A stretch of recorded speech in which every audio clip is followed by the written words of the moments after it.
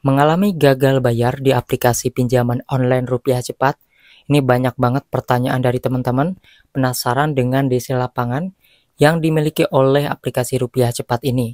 Apakah benar ada DC lapangannya yang turun atau enggak? Nah, jadi di sini teman-teman aplikasi rupiah cepat ini tentunya aplikasi pinjaman online resmi OJK. Dari mana kita bisa mengetahui aplikasi-aplikasi itu masih resmi ataupun termasuk yang berizin? Yaitu kita mencarinya di website resmi OJK, yang mana jika PT-nya ataupun nama aplikasinya terdaftar ada di jajaran di website resmi OJK, di situ tercantum maka aplikasi tersebut adalah aplikasi resmi. Lalu resiko terbesar gagal bayar di aplikasi resmi OJK yaitu terkena slick OJK yang namanya BI checking kalau dulu disebutnya. Nah, jadi seperti itu bukanlah karena takut di lapangan, tetapi karena takut terkena slick OJK. Sehingga nanti di masa depan kita akan kesulitan ketika melakukan kredit barang, kredit rumah, kredit motor, mobil, dan sebagainya. Ketika dipersulit seperti itu tentunya kita akan menyesal di kemudian hari. Oke, jadi teman-teman, apakah di lapangan dari aplikasi rupiah cepat ini ada? Untuk saat ini saya belum banyak mendapatkan informasi ya hingga tahun 2025 ini mengenai kedatangan DC lapangan dari aplikasi rupiah cepat. Karena aplikasi rupiah cepat ini lebih sering melakukan penagihan lewat WhatsApp, teror telepon. Kalau nomor teleponnya nggak aktif biasanya lewat email. Jadi mereka memang dari segi penagihannya itu agak barbar juga, sehingga mereka ya lebih melampiaskan penagihan jarak jauh barbar seperti itu daripada turun ke lapangan. Jadi kesimpulannya untuk DC lapangan saya belum menemukan banyak kasus yang didatangi DC rupiah cepat. Kalau misalnya kalian pernah mengalami ataupun pernah mendengar teman kalian didatangi DC lapangannya, itu di daerah mana, nominal berapa, tulis aja di kolom komentar seperti apa pengalamannya. Jadi untuk aplikasi rupiah cepat ini ya memang masih bikin penasaran, jarang sekali terdengar DC lapangannya itu ada. Namun yang pasti di sini tentunya ketika misalnya kalau kalian mengalami gagal bayar di aplikasi ini, itu kan banyak banget sebabnya.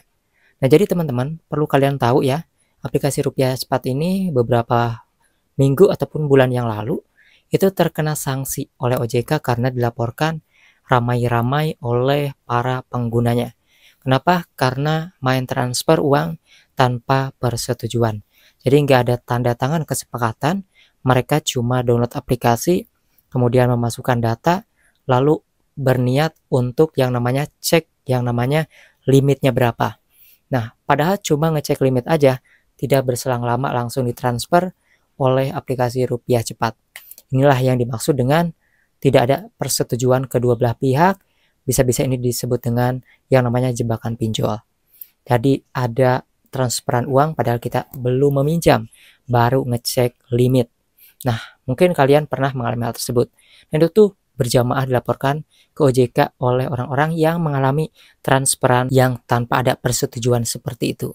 Jadi untuk aplikasi rupiah cepat ini setidaknya kalian harus lebih berhati-hati karena walaupun dia resmi, itu sangat berani sekali melanggar aturan dari OJK mentransfer uang tanpa persetujuan. Nah, kemarin alasannya entah apa, yang pasti dia membayar sanksi. Kalau misalnya si rupiah cepat ini seandainya kemarin nggak membayar sanksi, pasti sudah ditendang oleh OJK itu sendiri. Seperti itu teman-teman. Nah, maka dari itu kalian harus perhatikan aplikasi-aplikasi resmi pun terkadang ada yang bandel, yang mana bukti-bukti misalnya kalian ya, itu harus simpan. Misalnya kalian cek limit aja, di situnya kan belum ada tanda tangan kalian ya, kalian mau minjam, tapi udah ditransfer. Itu harus kalian simpan buktinya, suatu saat kalian kena masalah, bisa dilaporkan ke OJK. Sekalian kalian gagal bayar pun, itu kalian tidak akan dipermasalahkan, karena mereka merasa salah sendiri. Jadi seperti itu teman-teman ya. Nah, jadi untuk aplikasi rupiah cepat ini bagaimana? Kalau misalnya memang kita pinjam, beneran pinjam, bukan ditransfer tanpa persetujuan ya, tapi emang benar minjam, kemudian kita mengalami gagal bayar, dan gak ada uang nih. Ya kita bisa katakan aja ke DC-nya bahwa kita belum memiliki yang namanya uang penghasilan untuk membayar sisa tagihannya. Dan itu kalian bisa katakan ya, belum bisa menjanjikan kapan bisa membayar. Tapi kalau misalnya seandainya nanti, misalnya contohnya kalian itu bisa membayar tagihan pokoknya aja setelah yang namanya pekerjaannya ini jalan, ya itu kalian bisa tekankan ke mereka, katakan seperti itu dan meminta keringanan bunga dan dendanya. Karena bagi orang-orang yang namanya lancar untuk berkomunikasi ataupun bisa pintar-pintar bernegosiasi, biasanya denda dan bunga itu bisa dihilangkan begitu saja teman-teman.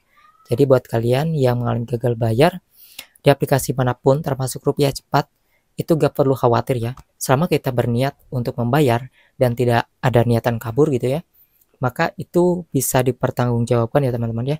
Kalian bisa tenang, mereka juga pasti akan menunggu kapanpun itu, walaupun sudah dibilangin bulan depan belum ada, 3 bulan lagi belum ada, mereka datang lagi pun ya kalian jawab aja seperti itu, seperti di awal.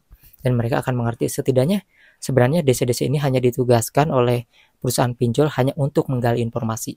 Kira-kira orang ini hilang kemana nih? Gak mampu bayar, kenapa nih? Nah, dari sanalah kira-kira mereka akan memperhitungkan.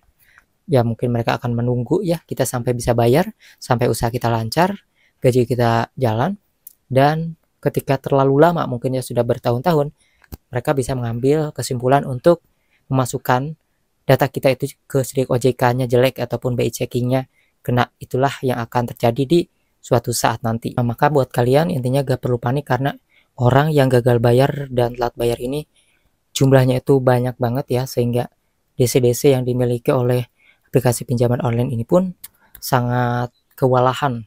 Itulah kenapa kalau kalian lihat ada yang ditagihnya sudah bertahun-tahun baru ditagih, ada juga yang baru beberapa bulan baru ditagih ya, ada yang ditagihnya cepat. Itulah setiap nasib orang itu berbeda-beda.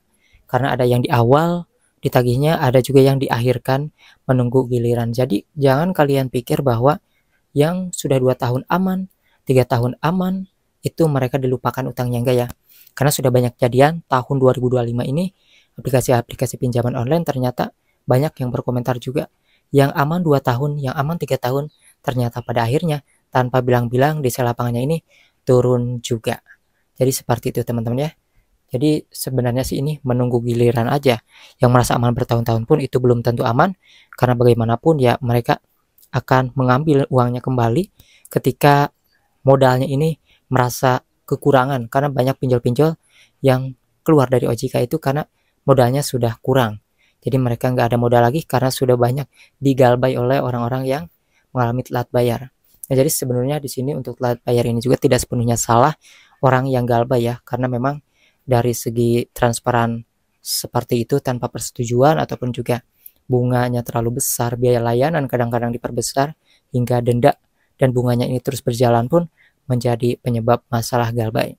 Nah, setidaknya intinya gak usah panik, apapun pasti ada solusinya. Tulis di kolom komentar yang punya pengalaman, yang mau bercerita, yang mau nanya silakan aja.